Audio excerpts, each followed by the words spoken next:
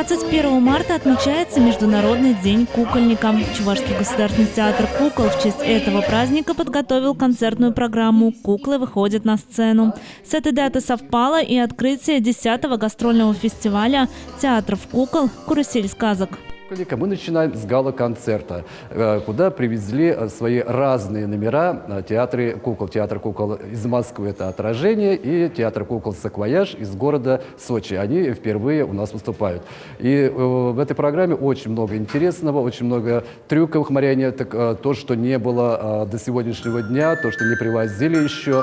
И поэтому я думаю, что зрителям будет очень интересно посмотреть данные представления. Театр кукол из города Сочи представил зрителям спектакль «Цирк из саквояжа». Куклы-марионетки оживают в руках кукловодов. Это искусство завораживает зрителя.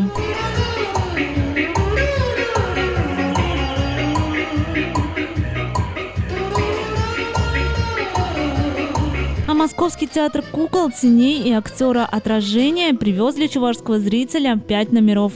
Художественный руководитель этого театра Борис Чернышов признается, что на сцене они будут удивлять искусством играющей куклы. Есть кукла экспериментальная, мы даже не знаем, как назвать ее. Поскольку в ней совмещена и марионетка, и тростевая.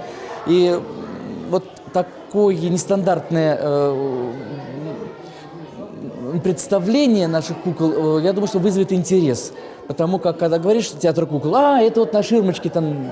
Нет, ребята, это все намного глубже. Борис Чернышов считает, что главное донести, что театр кукол не только для детей, но и для взрослого зрителя. Изначально он и был для взрослых. Дети не допускались на представление народного любимца Петрушки. Но потом пропаганда театра кукол пошла вширь, дальше. И сейчас ощущение такое, что он больше предназначен для детей, конечно.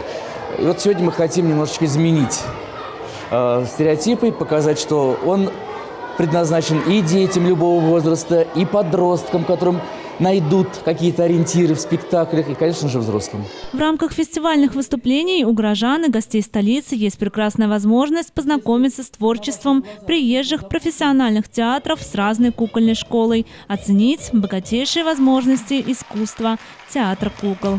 Анастасия Ковалева, Степан Гурьянов. Жизнь столицы.